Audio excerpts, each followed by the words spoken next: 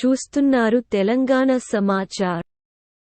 ఈరోజు కరీంనగర్ జిల్లా నగరంలో ఇందిరా చౌక్లో కాంగ్రెస్ పార్టీ ఎస్సీ సెల్ అధ్యక్షులు కురవి అరుణ్ కుమార్ మరియు నగర ఎస్సీ అధ్యక్షులు లింగంపల్లి బాబు ఆధ్వర్యంలో బాల్క సుమన్ దిష్టి బొమ్మను దగ్ధం చేయడం జరిగింది.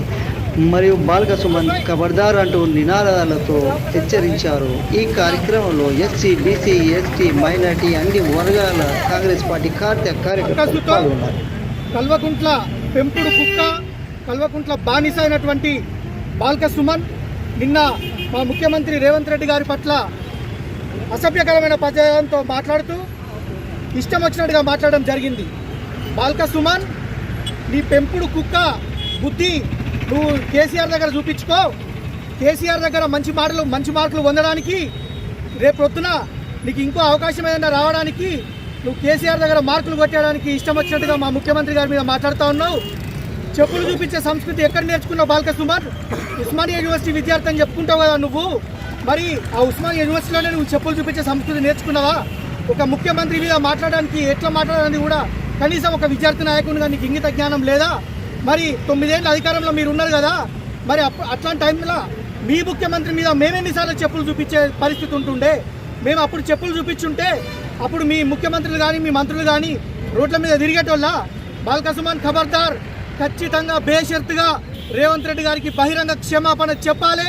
చెప్పకపోతే నువ్వు రోడ్ల మీద ఎట్లా తిరుగుతావో చూస్తాం బిడ్డ. కరీంనగర్ గడ్డ మీద ఎట్లా అడుగు పెడతావో కూడా చూస్తాం మేము ఖచ్చితంగా బాల్క సుమన్.